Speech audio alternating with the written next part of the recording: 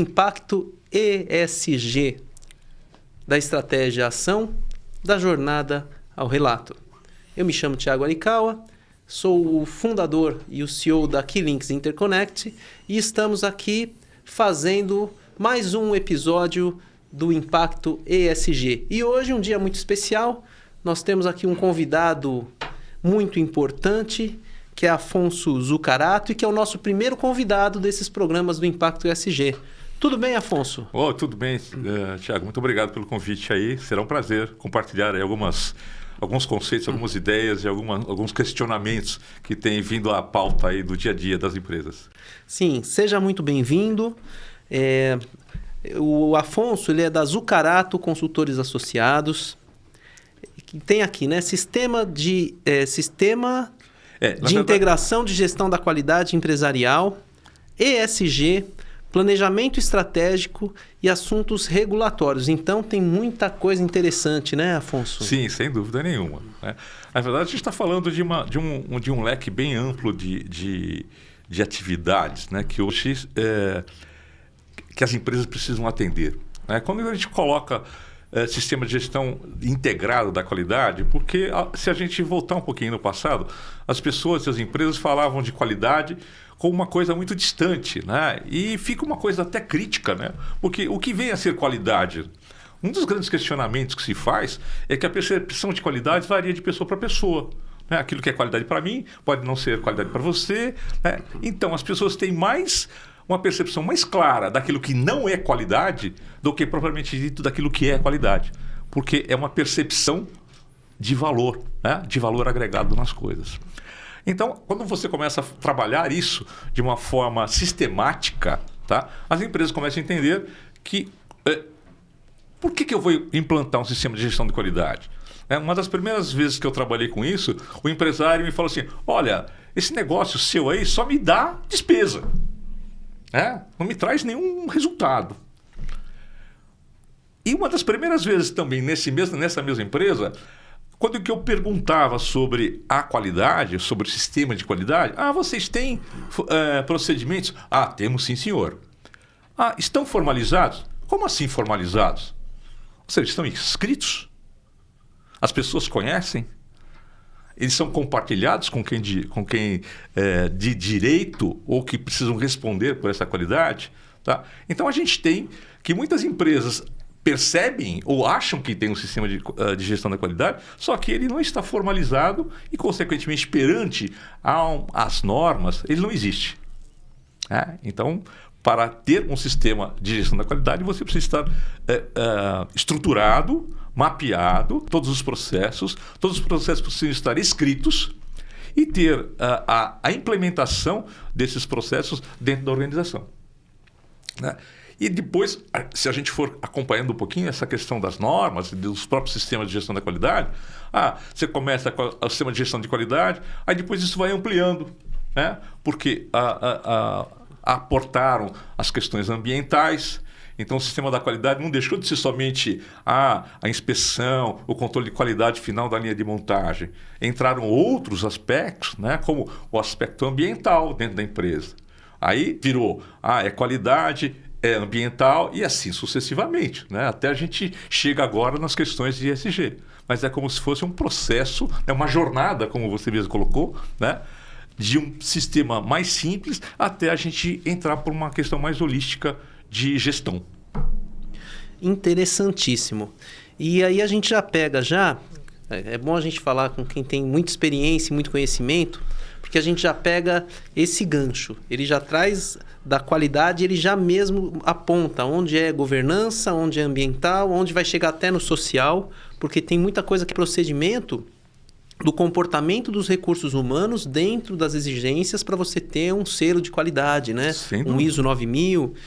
E aí, Afonso, então esse trabalho seu de consultor com toda essa expertise, você vai para a empresa e vai dar esse suporte para ela adequar o processo dela, o procedimento, para ela estar de acordo com as questões ambientais, e você faz inclusive a parte de licenciamentos. Isso, fala um pouquinho dessa expertise sua para nós. Porque quando você fala hoje de sistema de gestão de qualidade, ou você certificar uma empresa, né, a gente tem que olhar o seguinte: existem as certificações que são voluntárias, né? Ou seja, são aquelas certificações onde a empresa quer fazer, né? Porque ela vai ficar bonita na fotografia, vai ficar bonita com seus stakeholders, vai ficar bonita com a sociedade, etc, etc, etc. E existem outras certificações que são aquelas certificações compulsórias, né? Que a empresa ou ela tem ou ela não consegue comercializar seus produtos. Então, por exemplo, quando a gente passa para ir para a área tanto de produtos médicos ou mesmo produtos eletrodomésticos, você vai perceber, se você pegar o produto, que embaixo do produto tem um selo do Inmetro, né? E aquele selo é um selo compulsório, o que indica ao consumidor que aquele produto teve que atender uma série de requisitos, ter passado por ensaios de tipo para verificar se aquele produto ele tem o desempenho essencial e a segurança, né, do ponto de vista do usuário. Né? Então não é assim, não, eu vou colocar qualquer produto no mercado. Não, para você colocar um produto no mercado, ele tem que ser validado num laboratório. Esse laboratório vai construir um laudo e esses ensaios também são feitos de acordo com normas internacionais. Né? Para cada tipo de produto você vai ter normas específicas. Aí esse laboratório vai laudar esse resultado e vai dizer o seguinte: sim, esse produto ele está em conformidade, né, com as normas internacionais para isso. Aí depois desse processo de validação do produto no laboratório, tá, aquilo que é chamado organismo certificador, que é aquele diplominha que você vai receber depois que você foi certificado, né, ele vai à empresa e vai fazer uma auditoria, né, que é chamada auditoria de terceira parte, né, para validar se o seu sistema de gestão também está adequado ou também está atendendo aos requisitos normativos para aquela certificação que você pretende adquirir. Interessantíssimo. Quando eu converso com o Afonso e com outras pessoas que já vêm com uma jornada longa aí com esse tipo de trabalho, a gente percebe que quando chega o ESG com essa nomenclatura, nós estamos falando de um trabalho que eles já vêm desenvolvendo há muito tempo. E só agora tem uma nova ressignificação. Como ele mesmo disse, a parte da qualidade, como a materialidade também é dinâmica, os processos vão se aprimorando. Então, antes a qualidade era tratada de uma maneira, depois a qualidade já começou a se preocupar com o meio ambiente, com outras questões. E agora, mais do que nunca, a gente vem para essa questão da dupla materialidade, as questões climáticas estão aí. Então, a gente vem nessa transformação constante. Mas o ESG não é novidade. Inclusive, o termo ESG já é falado aí, conhecido há décadas. Então, hoje, a gente tem essa oportunidade de estar aqui com o Afonso e a gente vai tirando essas dúvidas. E aí, como fica a questão, por exemplo, Afonso, do licenciamento ambiental para adequação com o ESG? Como é que fica a questão agora climática? Como você está sentindo que isso está afetando o dia a dia dessas empresas que você assessora? O que a gente tem percebido, né, é que essas empresas estão sendo requisitadas a cumprir esses requisitos. E o que tem acontecido é que, num primeiro momento, esse cumprimento de requisitos, ou mesmo essas auditorias por parte dos fornecedores das empresas, estão sendo uma forma muito mais para avaliar o grau de conformidade que essas organizações estão tendo perante os requisitos. Então, num primeiro momento, esse ano, por exemplo, eu já respondi 3 questionários de avaliação de ESG. E a semana que vem eu tenho uma outra auditoria também para validar questões de ESG, né? Na cadeia de fornecimento. Né? Porque essa questão de ESG, atualmente, ela está começando a pegar mais pesado perante as grandes organizações. As empresas que são listadas na Bolsa de Valores, as empresas que estão na B3, tá? Porque ela tem que colocar lá no seu relatório para os seus acionistas, né, o cumprimento dessas exigências. Só que aí, o que tem acontecido é que esse cumprimento dessas questões regulatórias, ele não se circunscreve somente à organização, mas ela passa a exigir essas questões de toda a sua cadeia de fornecedores. né? Então, se hoje você quer fornecer qualquer coisa para essas grandes organizações, você vai ter que cumprir minimamente alguns requisitos de ESG. Ela não vai te falar, olha, você não está cumprindo, eu vou te descredenciar. Tá? Mas ela começa a medir o grau de conformidade. E se você não estiver minimamente atendendo àqueles primeiros requisitos, você vai gradualmente perdendo espaço junto àquele fornecedor. Muitas vezes é um grande fornecedor, pode ser um grande cliente seu, tá? E você vai perdendo esses espaços.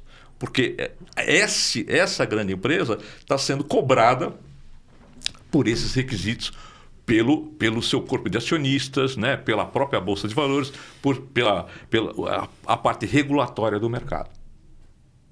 Interessantíssimo. É o que a gente diz, né? A cobrança está vindo dos bancos, dos financiadores, né? De quem são os investidores, está vindo das seguradoras, está vindo de quem regulamenta, né? Como a própria B3, CVM. E é muito interessante a gente pensar que essa transformação acontece agora no meio digital, ela está sendo muito mais agressiva, né? Muito mais incisiva. Eu achei muito interessante quando você disse da questão de descredenciar da cadeia de fornecimento e tal. E para nós que estamos aí também trabalhando com ESG, a gente sabe que na parte do compliance, às vezes a empresa te pede um relatório, você não cumpre, mas ela não pode substituir imediatamente. Não. Se ela puder e você oferecer um grande risco, ela vai substituir. Agora, se você estiver oferecendo um grande risco e ela não puder substituir, ela já vai colocar uma observação, né, na sua empresa lá e você vai ficar em monitoramento constante. E se você não se adequar, em um determinado momento ela vai te substituir, porque ela não quer que você represente um risco para a reputação dela. E para os negócios dela. E para os negócios dela. E a questão ambiental é seríssima nisso, né? É muito séria, tá? E começa a ter, assim... aí a gente fala... Quando a gente fala de questões ambientais, a gente tem que colocar isso dentro de um leque bastante amplo, né? Então, a gente começa a olhar a questão de emissões, tá? A gente começa a ver as questões relativas a descarte e as questões relativas ao uso da água. Então, hoje, em processos de licenciamento de empresas, você tem que apresentar, né, para você ter a sua própria licença ou de instalação, ou depois de instalação, a sua licença de operação, esses laudos, né, de como você trata essas coisas todas. O seu plano, por exemplo, de manuseio de resíduos, né, o seu uso de água, a reutilização de água. Se a empresa for uma empresa que tem, por exemplo, sistema de tratamento de efluentes, tá, as exigências passam a ser cada vez maiores. Porque até muito recentemente, a empresa simplesmente pegava a água que ela utilizava e jogava onde? Direto na rede de esgoto ou nos córregos que a gente tem por aí. Tá? A partir de muito recentemente, tá, por uma ação governamental, essas empresas passaram a ter que fazer os seus tratamentos de efluentes e só descartar essa água do seu tratamento com um certo grau de pureza ou com um mínimo de partículas, etc, etc, etc. Até para que ela não contribua para a contaminação dos mananciais que estão aí. Né? A questão de ar, poluição do ar. Né? As empresas hoje são obrigadas a instalar filtros, né, para conter as emissões de partículas sólidas no ar. Né? E hoje, aqui no caso do Estado de São Paulo, a CETESB monitora todas essas questões. Né? E quando a coisa sai um pouco do controle, aí vem a mão forte, né? E as multas, né? E por aí fora. Então você tem duas formas: ou você faz por bem, ou então você vai pagar uma conta alta, né? Ou muitas vezes você tem até empresas que são até interditadas, né? Sua licença é suspensa de operação, e aí os prejuízos são muito maiores. Ou é pelo amor ou é pela dor. E é muito interessante essa parte ambiental. Tem questões assim que eu acho que elas são muito relevantes. E as pessoas só estão pensando às vezes no clima ou na água. Mas é uma questão também material para as empresas. Os ruídos, os odores. Então, é cercado de muitas questões técnicas. Tem gente que acha que vai fazer essa parte ambiental de forma intuitiva ou com ativismo e não sabe o quão é penoso esse trabalho para adequar de acordo com leis, de acordo com aquilo que realmente é adequado ser feito na tratativa, pensando no meio ambiente, não só na regulação. E aí é um trabalho também que, quando não tem um consultor ou não tem um especialista dentro da empresa, ele tem um risco muito alto de ser feito de forma ineficiente, e aí a pessoa faz, até às vezes o dono da empresa acha que está fazendo certo e vai ser multado, e vai às vezes ser até interditado, vai sofrer muitas consequências, né, Afonso? Sem sombra de dúvida, né? Então há muito improviso ainda, né? E muitas vezes as empresas, e aí de uma forma muito particular, né? As pequenas e médias empresas que hoje precisam também estar atendendo a esses requisitos, até em função da sua própria estrutura de capital, né? Ela não tem muitas vezes recursos para fazer os investimentos necessários à sua operação. Então você tem aí muito improviso entre o famoso jeitinho brasileiro, vamos fazendo desse jeito até que dá, né? Enquanto não vier nenhum fiscal, ou enquanto o bicho não pegar para valer, a gente vai tocando, né? E aí você fala assim, poxa, mas o cara é um sacana. Mas muitas vezes ele não está fazendo aquilo porque ele quer fazer. Ele muitas vezes não está fazendo daquela forma porque ele não tem estrutura de capital, né? Não tem recursos financeiros, não tem linhas de financiamento, tá? De forma atrativa ou razoáveis, tá? Para que ele possa implementar essas questões. Então, quando a gente fala dessas coisas, acho que a gente tem que olhar também do ponto de vista como um programa de governo, né? Não somente o empresário tem culpa, né? Mas também o governo, por sua vez, ele tem que contribuir, né? E muitas vezes ajudar ou subsidiar a conformidade dessas empresas, né? Porque quando a gente fala uma cidade como estamos aqui em São Paulo, né? A poluição que a gente vive nessa cidade. E aí você diz o seguinte, tá bom, o que acontece com isso?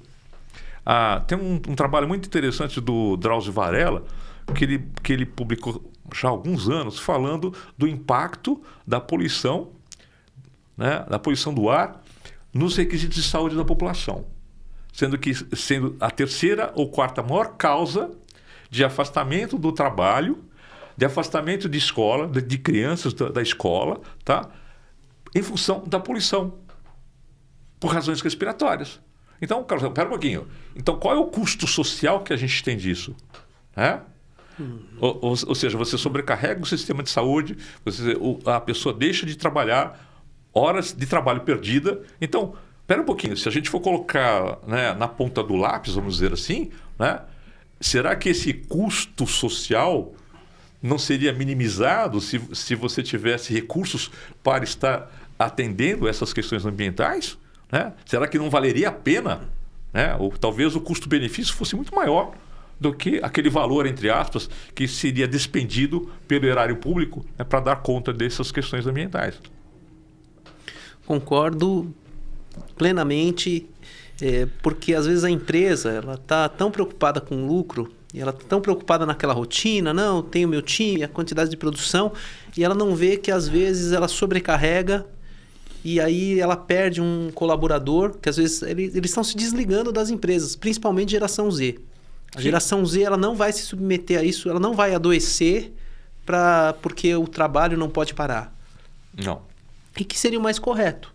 Seria o mais correto mesmo que o trabalhador comprometido, cumpre ali sua meta, tal, e o crescimento ou vai ter que ser através de automação ou ampliar o número de funcionários e não sobrecarregando aquele funcionário que está na linha de produção. E quando você tem essa visão mais ampla de que o meio ambiente também vai trazer questões como a questão climática, todo mundo com problema respiratório, porque acorda de manhã muito frio, durante o período de almoço é muito quente, depois no final da tarde muito frio, às vezes muito frio com ar muito seco. Muito seco. E aí a questão climática vai trazer uma saúde debilitada, vai trazer uma saúde debilitada, vai comprometer a saúde do seu colaborador, e ele vai deixar de trabalhar, vai ser muito pior. Então, são tantas coisas interligadas. não tem como pensar mais essa questão climática, não vai atingir só um país, só quem polui mais, só um grande centro como São Paulo. Nós estamos agora com o problema das queimadas, né? E está chegando aqui já o efeito... porque o universo ele foi criado de uma forma que o nosso planeta ele não sabe que tem ali uma linha que divide o que é um continente e outro, né? O estado de São Paulo com Minas Gerais. Minas Gerais. Então tivemos esse final de semana mesmo, né? Brasília, com aquela poluição toda, e segundo os dados que foram levantados pelo próprio área de meio ambiente do Distrito Federal, aquela fumaça vinha de São Paulo. Ou seja, 1.000 quilômetros quase de distância, né? E aqui aconteceu o contrário, né?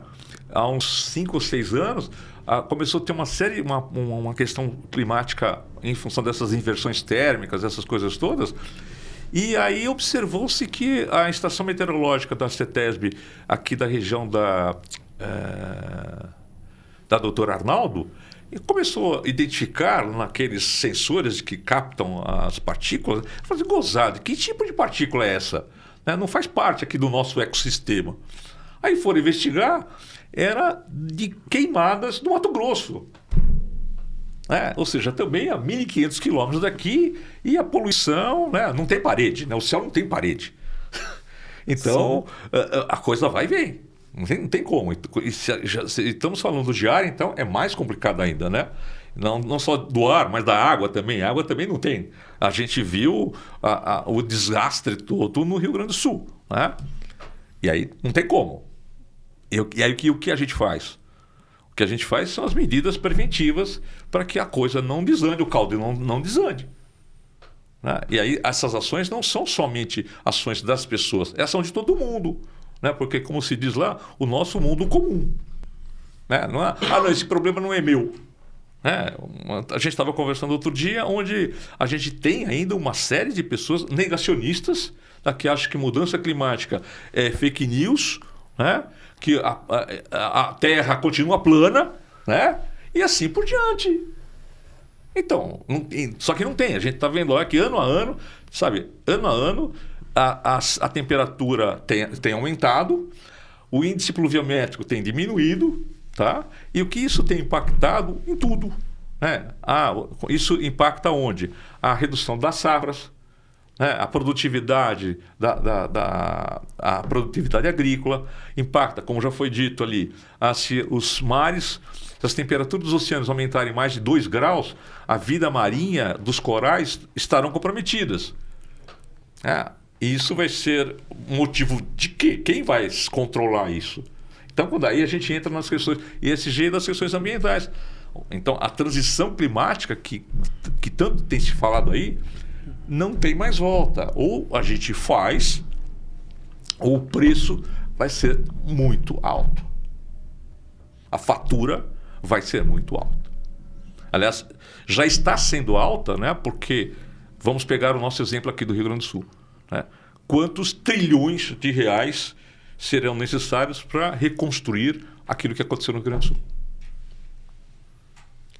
O que é possível reconstruir, né? Porque nós temos que pensar o seguinte: depois você já destruiu uma família, porque morreu alguém, ou porque ela perdeu tudo que ela tinha, você destruiu aquela família, ela vai reconstruir, é uma coisa nova.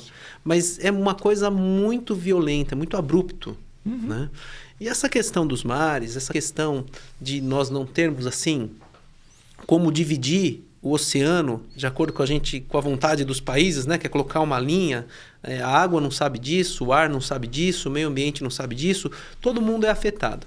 Aí tem duas questões. A primeira é que o ESG, ele traz essa ideia de você cobrar a empresa para que ela comece a mensurar qual que é o impacto que ela causa, para que ela comece a mitigar e se responsabilizar por ele.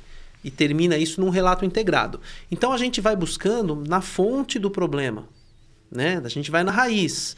Aí a gente pega ali onde nasce o problema e a gente começa a controlar a partir desse lugar. Do diagnóstico. Do diagnóstico, que é muito interessante. Isso é uma contribuição. E eu acredito também que pensar que quanto mais adequado você estiver, menos risco você está correndo como empresário. E mesmo assim não está isento de risco. O que teve de empresa que estava fazendo tudo certo, e aí veio a pandemia e as operações delas pararam. Poxa, isso já é muito grave. Imagina você ter a sua operação prejudicada, você vai parar a operação de uma empresa por algo que você não quis mitigar como risco, que você não quis fazer o preventivo e você poderia ter evitado. Aí quando já vem uma tragédia climática como a do Rio Grande do Sul, quando você tem uma pandemia, já é uma coisa terrível. Imagina quando você paga esse preço, sendo que você poderia ter evitado isso, né? É isso que no próprio processo de consultoria a gente fala, né, conversa com as empresas para que ela comece a colocar na sua pauta de análise, no seu próprio planejamento estratégico, uma ferramenta chamada gerenciamento de riscos. O que é o gerenciamento de risco? Zerar o risco você nunca vai conseguir fazer. Não, vou ter o risco zero. Não, você sempre vai ter algum risco. Agora, quando você trabalha ou quando você usa essa ferramenta, você você faz um cálculo, né, por meio de uma matriz, onde você analisa os riscos e qual é o seu risco aceitável. Tá? Ou seja, até que ponto eu vou tomar o risco, até que ponto eu estou disposto a assumir o risco, de forma a não comprometer a minha atividade empresarial, tá? E também não comprometer aos requisitos regulatórios que eu preciso atender. Então, quando que eu consigo enxergar isso por meio de uma análise de risco, né? E aquilo que você comentou anteriormente. Tá? Por que isso está sendo exigido das empresas? Porque o banco, quando vai fazer a sua análise de crédito para te abrir uma linha de financiamento, ele vai fazer o score credit lá e dentro desse score credit que ele vai te fazer, ele vai colocar essas questões social, ambiental, de governança, etc. Isso vai ser pontuado lá dentro. Né? E quando você como empresário tem essa percepção, e se você não sabe, pede ajuda. Hoje a gente tem tantas ferramentas aí, a gente tem o Sebrae como um grande parceiro que ajuda as empresas, está aberto a fazer isso. Você entra lá, você faz curso de graça no Sebrae sobre gerenciamento de risco. Tá? Então vai lá e faça, entenda o que é essa ferramenta e aplique ela no seu negócio. Né? Então você pode chegar à conclusão e falar assim, nesse requisito aqui o meu risco está alto, né? Como você mesmo colocou. Então o que eu vou fazer, né, estrategicamente para mitigar esses riscos no curto, médio e longo prazo? Porque tem coisas que você não vai conseguir mudar do dia para a noite, porque vai comprometer a sua operação, vai comprometer o seu lucro e a empresa talvez não tenha recursos para implementar essas ações. Mas a partir do momento que você tem isso de forma planejada e calculada, você sabe, o meu BO está aqui. Então eu tenho que centrar esforços, centrar energia e centrar os recursos disponíveis para ir gradualmente mitigando isso. Então eu vou fazer isso nos próximos 6 meses, no próximo ano, nos próximos 2 anos. Eu tenho que focar a minha atenção e a minha energia de forma a gente mitigar isso e eu estar dentro de um chamado risco aceitável.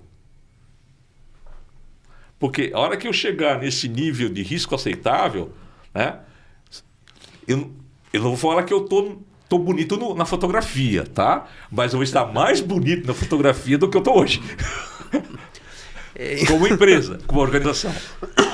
E até perante aos seus pares lá fora, perante a sociedade, perante os seus colaboradores, os seus stakeholders, etc. A empresa precisa avaliar aquilo que a gente chama de apetite ao risco, que é justamente essa mensuração. O risco é baixo, é médio, é alto, ele é imediato, ele é curto, médio, longo prazo, e a gente saber quais são os impactos disso e qual o período, né, de tempo que ele pode ocorrer.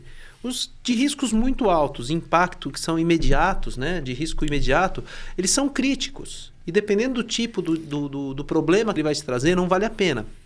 É que parece que é muito óbvio, né, o que a gente está falando. Sim. E aí eu pergunto assim, já pensou? Você imagina uma empresa que vai construir uma barragem e não vai fazer a mitigação de risco se ela vai estourar e inundar cidades? Parece que é óbvio até a tragédia acontecer. E parece que o risco, às vezes, como não tem uma data certa para acontecer e não é certo que ele vai acontecer, eles assumem esse apetite ao risco de forma, às vezes, inconsequente. Ou seja, Eu preciso fazer um preventivo, mesmo assim, se o risco estiver controlado, eu tiver como fazer ainda alguma medida para reforçar e que impeça de uma tragédia do tamanho das tragédias que aconteceram aqui com as barragens, né, aconteça, isso é importantíssimo. Eu quero inclusive frisar aqui, hoje está muito especial mesmo, porque eu sempre fico muito no social, às vezes eu passo pelo ambiental, e eu quero agradecer muito, Afonso, tua presença aqui, porque você traz esse esclarecimento que eu mesmo não tenho, né? Porque eu sou do ESG, mas você é especializada nessa questão ambiental. E aí a gente também conversou já em outras oportunidades, né? Sobre a questão do agro. Sim. Tem a questão climática, tem a questão da criação de gado, tem aí as florestas, tem a parte de crédito de carbono. Eu sei que você domina muito essas coisas. E aí queria até conversar um pouquinho com você sobre essas questões. Sim, é um tema que eu tenho me debruçado e estudado já há algum tempo, né? E na verdade a gente acaba não... a gente que mora aqui na cidade, né, nessa selva de pedra, a gente não tem ideia do tamanho, né, e que é esse negócio chamado agronegócio. Né? E como essas novas tecnologias que estão sendo aportadas dentro do agronegócio têm feito com que esse país, né, como disse um amigo meu outro dia, que ele é o supermercado do mundo. Né? E isso ninguém desmente. E como, né, as tecnologias que estão sendo aportadas dentro do agronegócio estão sendo de uma coisa assim, fantástica. Né? Então, hoje a gente vê das inovações que o agro está trazendo. Existem técnicas hoje, por exemplo, agricultura de precisão, né? Onde o cara ele sabe exatamente que, por uso de satélites, de sensores, etc., que ele sabe que naquela plantação, naquele talhão, que ele tá plantando, a umidade do solo é tal, ele precisa de X milímetros de água a cada 10 dias para que ele tenha uma produtividade ideal. Os sensores de satélites conseguem até mensurar ou diagnosticar possíveis pragas que aquela lavoura está tendo pelo satélite. Ou drones. Né? E hoje há drones com capacidade de transportar até 50 quilos, né? E tem uma autonomia de 60 quilômetros. E esses drones hoje estão sendo utilizados para fazer pulverização. Né? E qual o impacto que isso tem?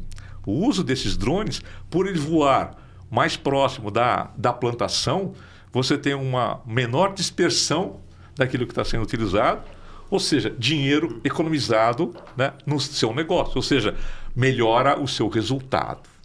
Né? E aí há também uma grande preocupação do setor agro com essas questões ambientais e essas questões de mudança climática. Né? E aí novas tecnologias estão sendo aportadas, né, para prevenir e ajudar nessas mudanças climáticas. Então, algumas técnicas que vêm sendo empregadas, por exemplo, a agricultura regenerativa. Né? A agricultura regenerativa, por fazer... qual é a tese, né, da agricultura regenerativa? É mexer minimamente no solo, minimamente necessário no solo. E quando você faz isso, você preserva o carbono dentro do solo. Ele não evapora, não vai para a atmosfera. Né? Então, são técnicas, como se a gente estivesse voltando a 1500. Né? Fazer uma agricultura quase como se fazia em 1500, só usando de toda a tecnologia disponível para isso. Utilizando variedades de sementes que tenham maior resistência a pragas, né?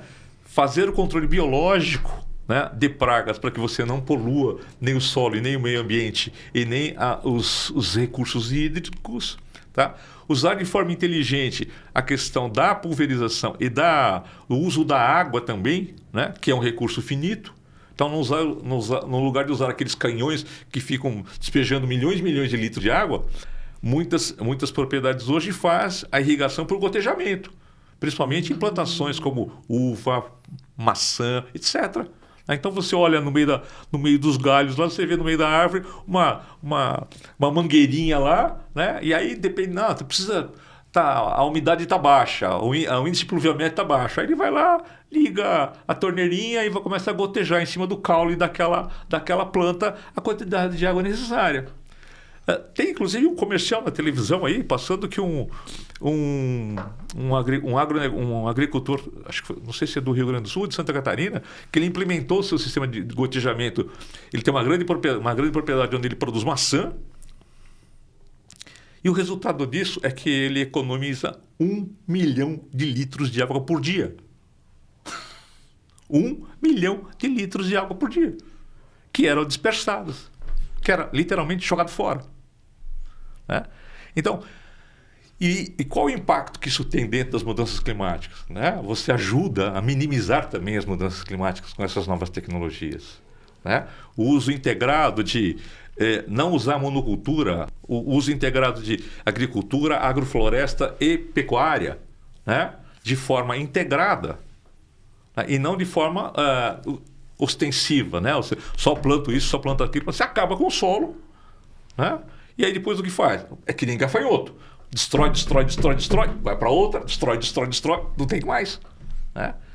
E essas novas tecnologias que estão sendo empregadas faz com que hoje o país ele está praticamente com a mesma área plantada de alguns anos, praticamente tem um crescimento muito pequeno da área plantada, enquanto a gente vê os recordes de safra que vêm sendo batidos. Né? E por que isso acontece? O emprego da tecnologia e a melhor produtividade dentro do campo. Então, isso resulta em quê? Numa melhor, né, em uma maior preservação do meio ambiente, né, e uma melhor qualidade da própria agricultura. E o melhor resultado do negócio dele. Né? Então, hoje, o próprio agricultor sabe, né, que ele tem que preservar as matas ciliares, né, tem que recuperar áreas degradadas, porque senão o maior prejudicado vai ser ele mesmo. Né? Mas ainda, né, carece, né, de formação, né? Carece de a tecnologia chegar lá na ponta, porque muitas vezes o pequeno e médio produtor rural ele não tem acesso a essa tecnologia. E quando você vai falar, não, você vai usar o satélite, você vai usar não sei o quê, fala, tá bom, mas eu não tenho nem internet aqui, como que eu vou usar isso? Né? Então, essas tecnologias estão todas disponíveis, mas elas precisam ser gradualmente democratizadas, né? Para que ela também chegue lá na ponta e os resultados lá na ponta sejam mais efetivos também. Porque esse cara, as pequenas e médias propriedades rurais, representam, tá, quase 80% daquilo que se produz no agro. É verdade. Nós temos um agronegócio que tem... Pujante, mas nós temos assim... produtores que são gigantes. Isso dá a impressão de que eles dominam o agro, e não é verdade. A própria JBS, ela é uma instituição, uma empresa, né, gigantesca, mas ela compra de pequenos produtores, diversos. Ela tem uma cadeia de sistema integrado, diversos fornecedores pequenos.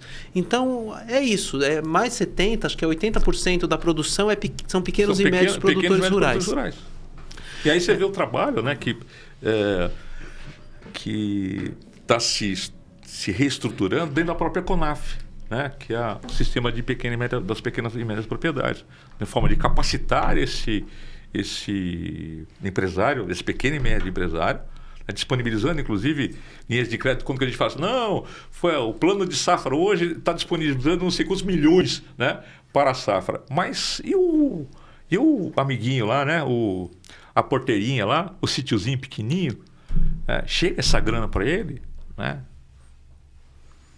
Muitas vezes ele não precisa de milhões e milhões de reais para o negócio dele. Talvez ele precise de 30, 40 mil reais, é suficiente para ele gerar a safra dele, para ele comprar os insumos, para ele fazer uma boa produção, para ele ter rentabilidade, para ele pagar os seus funcionários de uma forma adequada, etc. Então, hoje, o pequeno e médio proprietário, ele tem um papel fundamental nisso. E está sendo, muitas vezes, deixado de lado. Né? Porque o lobby, né, dos grandes produtores, né, falam mais alto. Ontem nós estivemos com o secretário municipal de Mudanças Climáticas, o Dr. Nalini, e ele estava falando justamente sobre o problema do lobby em outras áreas também, como a parte dos motores elétricos, né, que precisa da bateria, e aí que tem um lobby da indústria automotiva, a combustão, que diz que não, pega fogo, explode. E ele estava falando da importância da gente fazer estudos sérios e lutar por aquilo que a gente precisa de transformação com esse propósito. Então, lógico que a gente vai cobrar para a bateria não explodir, para ela não pegar fogo, mas não dá para ser só uma campanha da indústria automotiva, usando todo o poderio econômico que ela tem, influência no Congresso, bancadas, lobbies, e ela influenciar uma decisão tem que ser técnica. E é uma decisão que é importante para o meio ambiente. Agora, quando a gente aponta um risco, nós apontamos o risco e o desdobramento disso pode ser surgir novas oportunidades. Então a indústria automotiva ela também precisa entender que o mercado todo está caminhando para os motores elétricos, para a utilização dessas baterias. E ao invés dela ficar tentando impedir a indústria que está fabricando já o carro elétrico, ela precisa se modernizar. E aí a gente tem, aí a gente pode pegar o gancho, né? Voltando naquele começo da conversa, né? Hoje existem normas, tá? Existem processos, ensaios, onde você consegue, né? Talvez leve algum tempo ou exija investimentos maiores com relação a isso, mas quando você faz essas coisas dentro daquilo que o procedimento normativo, cumprindo com os requisitos normativos e as normas técnicas, o seu risco também vai ser mais baixo, tá? Mas muitas vezes você tem um processo de transição. Você tem um processo de maturação dessas novas tecnologias. Da mesma forma que a gente está falando a respeito de energia elétrica.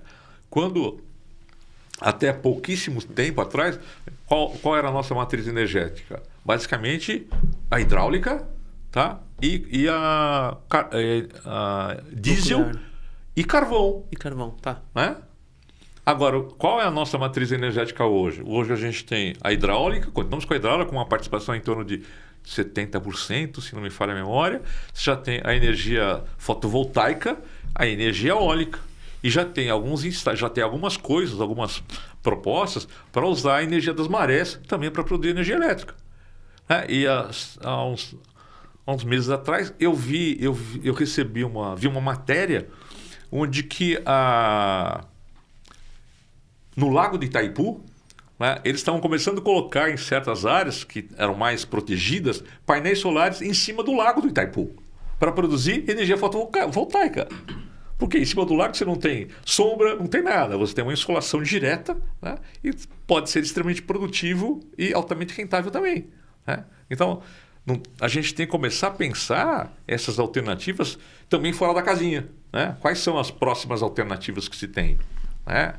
E a energia fotovoltaica ou as pequenas usinas fotovoltaicas e a utilização da energia solar nas residências tem crescido muito. Né?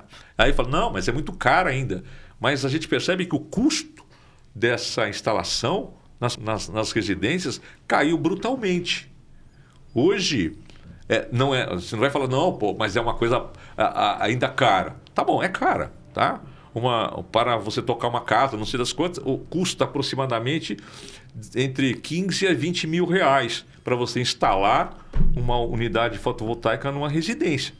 Só que você paga isso em 4, 5 anos, dependendo do seu consumo de energia.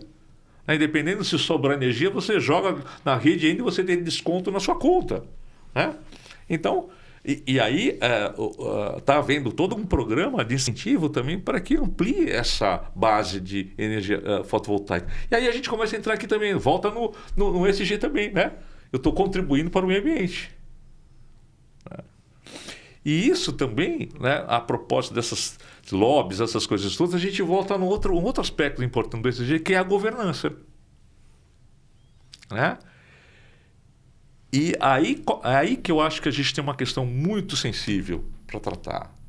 Né? Porque, de uma maneira geral, a gente tem alguns aspectos muito críticos ainda no quesito governança dentro das organizações. Né? Começando por uma questão de gestão, né? Porque a gente também, dentro do perfil das empresas brasileiras, a gente tem uma concentração muito grande em pequenas e médias empresas E aí essa gestão fica na mão de quem? Né? Do fundador, né? Do sócio, etc, etc, etc.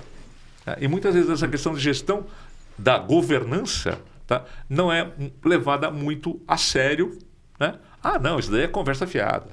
Né? E muitas vezes a gente vai até para empresas de maior porte, onde essas questões do ESG, ela é bonitinha, está lá no relatório, né, que ele manda lá para lá, mas a hora que você vai monitorar e saber efetivamente o que é feito, é só marketing. Greenwashing. É o greenwashing, ou seja, de efetividade não se faz nada. Agora, como publicidade, se usa muito para promover aquela organização. Né? Também é uma questão de cultura, né? Porque estamos falando de uma coisa relativamente recente. Né? E se a gente for buscar, existem requisitos normativos que a empresa tem que seguir para cumprir ESG? Ainda não. Né? No final do ano passado, o Inmetro publicou não é uma norma, tá? Mas é como se fosse um manual, né, seria de boas condutas para as questões de ESG. Né? E por não ser uma coisa compulsória, né, faz quem quer, quem acha bonitinho, ou que é adequado, né? E assim por diante. A subjetividade que abre um espaço para que a empresa trate não como uma coisa técnica, mas como algo intuitivo. Bom, antes da gente continuar nosso papo, eu quero dizer assim, como foi rico hoje ter tua participação aqui, Afonso. Eu quero que você volte mais vezes depois para a gente continuar não só essa conversa, mas tem outros tantos temas que eu acho importante a gente debater. Eu estou acertando, provavelmente na semana que vem, vai vir um refugiado, só que ele é um refugiado de guerra. Eu quero que ele fale sobre a questão social, de como está sendo tratado aqui a parte dele como cidadão em um outro país, como ele foi acolhido e como está o ingresso desses imigrantes que são refugiados no mercado de trabalho. E eu acho que nós poderíamos fazer um bate-papo depois, em conjunto, um comandado pela Carole, falando sobre a questão de todo o impacto reputacional que isso traz para as empresas. Eu queria também um bate-papo, porque do que ele vai trazer para a gente aqui, né, sobre os refugiados de guerra, a gente já tem que pensar que nós estamos prevendo uma quantidade muito grande de refugiados por tragédias climáticas. Né? Sem sombra de dúvida. Isso é muito sério. Na outra semana, eu gostaria de trazer a doutora Maria Alice também, que ela fala muito sobre a questão do direito da mulher. Eu queria muito abordar com ela aqui a questão social, do assédio moral, até o assédio sexual, né, da mulher, a situação da mulher, a questão dos salários que não são respeitados. E, enfim, esse espaço é para isso. Legal, eu acho que bacana. O podcast, ele traz assim essa liberdade, Afonso, que para a gente fazer um bate-papo, e não é a coisa rígida, não é, né, a gente não poder descontrair, que vai transformar o nosso podcast em ser mais sério ou não. O que traz valor para o nosso podcast são os temas e trazer convidados como você, que agregam do ponto de vista técnico, que sabe, né, tem uma didática na forma como explica, fala de forma simples, de assuntos que são até muito pesados, né? Sim. E aí esse dia a dia, cada dia mais, nós do ESG estamos sendo cobrados, porque a empresa quer resolver o problema dela porque ela precisa dar entregar o relatório dela, né? Ela dá o feedback para o banco, para a financeira, né? Fazer pra dentro BMF. Da lei. E muitas vezes o próprio empresário ele quer fazer de forma intuitiva, fazer errado, ou tem alguns empresários que ainda pensam, não, vou fazer assim um greenwashing, um social washing, um tokenismo, e eles fazem de uma forma, eles têm uma visão de transformar o ESG numa prática que vai ser tratada de forma precarizada naquele ambiente, né? Sim. Então, o nosso desafio é muito grande, Afonso. Sem dúvida. Queria ouvir de você, já que você falou também a respeito de todas essas questões, você falou da cultura, né? Como você vê isso na sociedade brasileira hoje? Tem muita resistência ainda? Tem muito desconhecimento? Eu acredito que sim, sabe? Ainda é um tema que... quando você fala, né, a própria sigla fica uma coisa engraçada, né? Parece uma sopa de letrinha, né? Aí quando você tenta explicar, a pessoa assim, como? Né? Como a gente junta tudo isso? Como a gente empacota isso? Né? Porque quando a gente fala, e as pessoas muitas vezes não conseguem associar que uma coisa está totalmente interligada à outra. Né? Então, quando que eu falo do ambiental, né, a pessoa fala, mas o ambiental, ele está ligado ao social. Né? Porque se você não tem uma boa qualidade de ar, de saúde, etc., você impacta na saúde e na qualidade de vida daquela pessoa. Né? E quando a gente migra para o outro lado, e quando a gente está falando de governança, nós não estamos falando de governança somente das empresas, mas também a gente está falando de governança dentro do setor público, né? Que também é impactado por isso. Né? Mas, de repente, isso fica tudo muito misturado e as pessoas e a sociedade, de uma maneira geral, ouve. Aí parece aqueles balãozinhos de desenho animado, né? Aparece um monte de interrogaçãozinha assim em cima da cabeça e fala assim, que bicho é esse? Que negócio é esse? Eu tive já algumas vezes em alguns eventos e quando falava isso, principalmente para o pequeno e médio empresário, as pessoas ficavam me olhando assim, o que significa isso? Aí terminava o evento, aí vinham conversar comigo. Ela falou assim, mas eu vou ter que cumprir isso? Eu vou ter que fazer isso? Né? Então, não tem muitos aí tu falou do pequeno e médio empresário, ele não tem nem acho consciência é uma coisa muito pesada, né? Mas ele não está nem esclarecido sobre essas questões. Consciência, eu acho que é num nível um pouquinho para frente, né? Primeiro ele tem que estar informado sobre isso, sobre o que isso significa, aí ele vai somatizando todas essas percepções, aí ele toma consciência disso e passa efetivamente a implementar, nem que seja pequenas ações. Né? E aí a gente começa a falar assim, de o que é pequenas ações. Eu observo, por exemplo, lá no condomínio onde eu moro, tá? A questão de separação do lixo. Começa por aí, tá? Vamos separar o lixo. Aí você tem os containers lá para você colocar o lixo reciclável e tem o container para colocar o lixo orgânico. Muitas pessoas pegam o reciclado e jogam dentro do container do orgânico, sendo que há espaços separados para isso. Né? E aí o quê? É preguiça? É má vontade? Educação? Né? Mas, por outro lado, a gente observa a seguinte questão também. Né? Há uns 3 ou 4 anos, nós tínhamos um container de reciclado e um container de orgânico. Né? São 5 blocos, então em cada bloco tinha um container para recicláveis. E passava o caminhão de recicláveis uma vez por semana. E o container reciclável mal chegava na metade. Hoje, há 3 containers para reciclável, passa 2 vezes por semana o caminhão de recicláveis e chega no segundo dia, os containers estão abarrotados. Né? Então, a gente percebe, né, nas pessoas já uma certa conscientização de que isso também cabe a mim fazer. Né? Então, e aí você começa também com uma questão da educação. Porque hoje, nas escolas, a educação ambiental é parte da grade curricular. Né? Então, muitas vezes a criança fala, mamãe, papai, não pode jogar isso, tem que jogar lá. Né? Então, hoje, essa própria geração que está vindo aí são agentes de mudança da cultura e da percepção da sociedade. Esse é no meu ponto de vista. Entende? E eu vejo os meus netos lá, como eles são ligadíssimos nessas coisas. Interessantíssimo. Dentro dessa parte da educação, entra uma coisa muito importante, que você falou sobre a conscientização. E antes de conscientizar, a pessoa tem que ter a informação, o esclarecimento, para ela criar a consciência. E é muito interessante analisar o ponto de vista de algumas pessoas que defendem algumas causas, que você vai ver que ele não tem nenhuma justificativa plausível. Ele foi convencido com um apelo emocional. Então alguém convenceu ele emocionalmente sobre a questão do plástico porque mostrou para ele uma foto de uma tartaruga que morreu ou que estava ali com o plástico em volta do pescoço, enrolado e tal.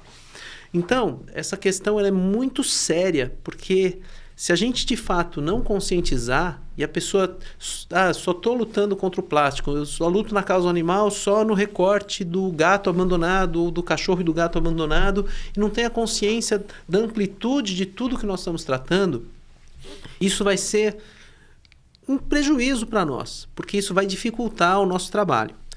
Então, Afonso, é até importante aproveitar esse momento para dizer, eu criei algumas palestras agora, né? Criei o ESG de impacto, porque o ESG de impacto é isso, é um ESG que ele vai impactar. Então, ele não pode ser de faz de conta, ele tem que trazer o resultado mesmo e mostrar que esse impacto também é positivo, onde ele consegue ver oportunidade, onde ele consegue lucrar com isso.